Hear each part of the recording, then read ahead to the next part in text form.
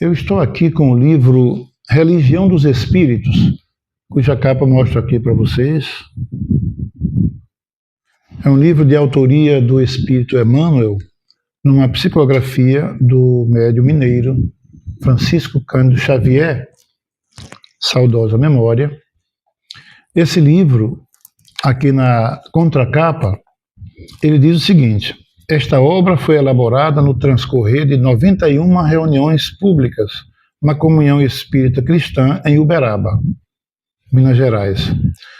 E ele diz que os textos sugeridos pelos participantes nessas reuniões receberam os sábios comentários do Espírito Emmanuel. Veicula o estudo em torno da substância religiosa de O Livro dos Espíritos e com valiosas interpretações de várias respostas apresentadas pelos espíritos superiores a Allan Kardec, numa exposição clara e segura dos conceitos doutrinários. Então, ele está dizendo aqui que nessas reuniões, nessas 91 reuniões, os participantes iam fazendo questionamentos, indagações, e o Espírito Emmanuel, através do Chico Xavier, as comentava de forma majestosa. E isso resultou nesse livro, Religião dos Espíritos. Então, Religião dos Espíritos é um livro excelente, eu recomendaria para você que gosta da boa leitura. Mas hoje eu quero fazer a leitura, é um capítulo curtinho, não saia daí, tá? O título do capítulo é O Homem Bom. Esse foi tendo como base a reunião pública de 6 de julho de 1959. E é também feita uma correlação do assunto com a questão número 918 de O Livro dos Espíritos, que é a primeira obra da doutrina espírita, obra essa que foi lançada em 18 de abril de 1857, em Paris. Vamos ao texto.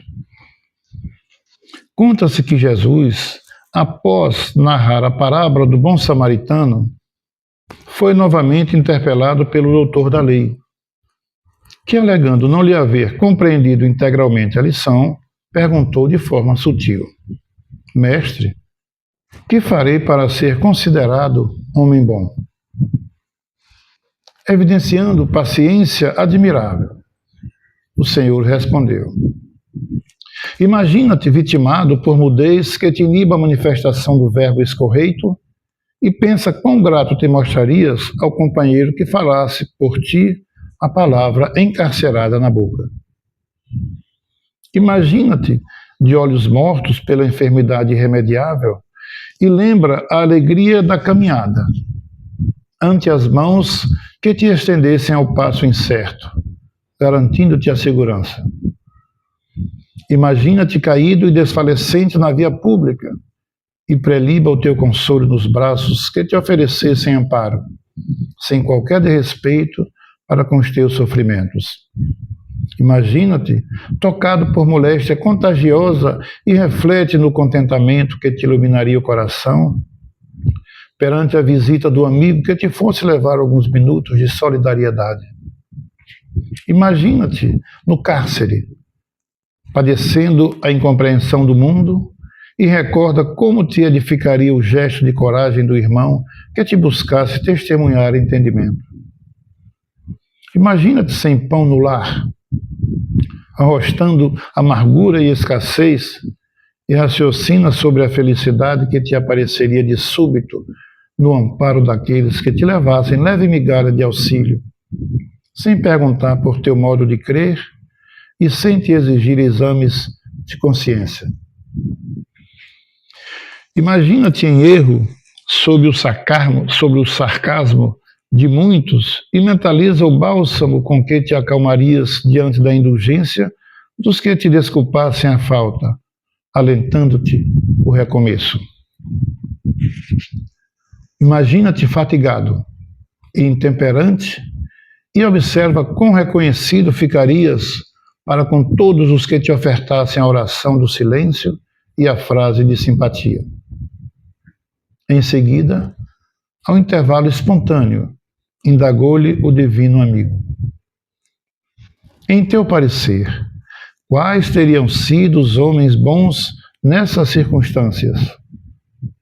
Os que usassem de compreensão e misericórdia para comigo, explicou o interlocutor, ou seja, o doutor da lei. Então, repetiu Jesus com bondade: segue adiante e faze tu também o mesmo. Tal como na parábola do samaritano, que aqui ele diz que Jesus, após narrar a parábola do bom samaritano. Vocês lembram da parábola do bom samaritano, né? O doutor da lei encontra Jesus, faz algumas perguntas e Jesus cita lá os mandamentos da Torá, onde diz: amar o próximo como a ti mesmo, entre outras coisas. E o doutor da lei pergunta: mas quem é meu próximo? Então, seja a oportunidade do mestre narrar aquela linda parábola. Um homem descia de Jerusalém para Jericó e foi assaltado por salteadores, que o roubaram tudo e ainda o agrediram, deixando quase morto. Conta ainda na parábola que pelo local descia, ele fala, descia um sacerdote do templo, que olhando aquele homem ensanguentado, semi-morto, seguiu adiante. Minutos depois passa por ali também um levita, que era um auxiliar do templo, do sacerdote, um homem encarregado da arrumação, da preparação para os ritos, das cerimônias no templo. E também o levita, tal como o sacerdote, olha e segue adiante. E diz que vinha por ali também um samaritano. E este, ao ver o homem caído no chão, desce de sua montaria, passa azeite e vinho nos ferimentos, dando os primeiros socorros, põe o homem na sua montaria e o conduz até uma estalagem na cidade. Cuida dele como um zeloso enfermeiro durante toda a noite. Mas no dia seguinte teria que seguir viagem. Tira alguns denários, paga ao estaleiro, recomendando-lhe que o que gastares a mais, quando voltar, lhe ressarcirei. E ao final Jesus pergunta: qual desses três, o levita, o sacerdote ou o samaritano, te parecem ter sido o próximo do homem caído na estrada? Qual foi a resposta do doutor da lei? O samaritano? Não. Ele não disse o samaritano porque judeu sequer pronunciava essa palavra, samaritano. Mas ele disse, em outras palavras, que foi ele. Porque ele disse: foi o homem que teve, ou aquele que teve compaixão para com o homem caído. E quem agiu com compaixão? O samaritano.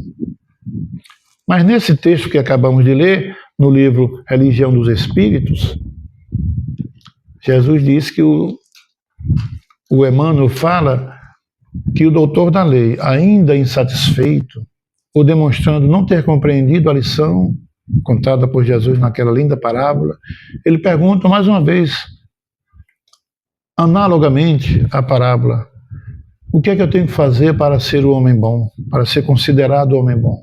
Quando Jesus começa com esses arrazoados tão enfáticos.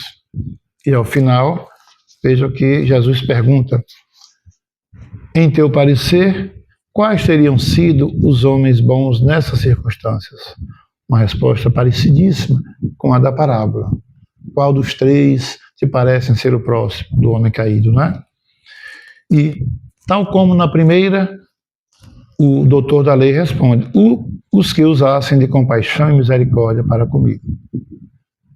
Então Jesus repetiu o que disse lá na parábola: então, segue adiante e faz tu também o mesmo.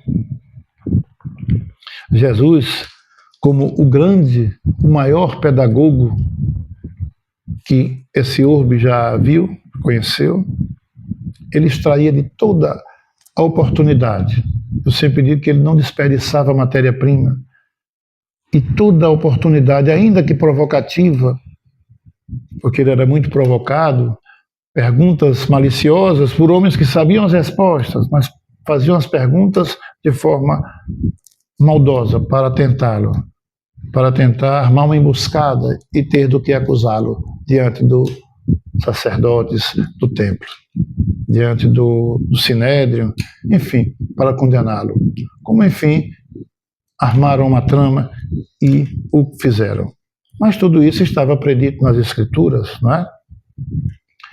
Jesus, nessa parábola, ele diz tantas coisas, nessa agora que acabei de ler, mas do samaritano, idem.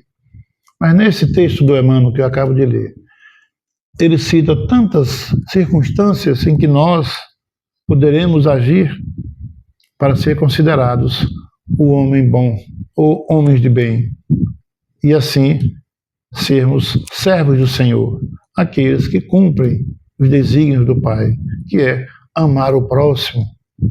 E Jesus disse: amai o próximo como a ti mesmo. E se amarmos ao próximo, agindo com o coração, com compaixão, em todas as situações em que a oportunidade surgir, estaremos sendo discípulos do Senhor. Ele disse lá em João, no Evangelho de João: os meus discípulos serão conhecidos por muitos se amarem. E amar não é apenas conjugar o verbo eu te amo. Não. Amar é não precisar conjugar o verbo com a palavra, mas conjugar o verbo com atitude, com ação, demonstrando com os atos aquilo que não precisa ser dito do verbo amar. Ele ama agindo, fazendo. Porque quem quer dá um jeito, quem não quer dá uma desculpa. Já diz o dito popular. Meu nome é Beto Brito e já lhe agradeço pela atenção de chegar até o final deste vídeo, assistindo com atenção. Peço a você que, se não é inscrito no canal, faça a sua inscrição e ative aquele sino de notificações para, quando tiver novos vídeos, você ser avisado. Peço também aqueles 3 Cs: curtir, compartilhar e comentar. Dê o seu ok, o like, gostei, e faça um pequeno comentário. E também compartilhe para alguém que, como você considera que terá proveito de alguma forma desses ensinamentos passados por esse texto que aqui acabei de narrar. Peço isso não para efeitos de monetização. Não tenho milhares de seguidores, mas o objetivo é que você e quantos vierem assistir tirem proveito. Esse é o grande objetivo para mim, essa é a grande recompensa. Fazendo assim, você ajuda a que a plataforma YouTube mantenha o canal ativo, por entender que esse conteúdo é de relevância para muitas pessoas. Então, mais uma vez te agradeço, peço que veja esse vídeo com atenção novamente, passe para alguém e te aguardo no próximo vídeo. O canal @Beto Espírita é um canal eminentemente espírita, onde eu transmito aqui palestras, artigos como este, sempre baseado nos ensinamentos do Cristo, sob a ótica da doutrina espírita. Que Jesus, o doce Rabi Galileu, seja com todos vocês, muita paz, um beijo no coração de todos vocês e até o próximo.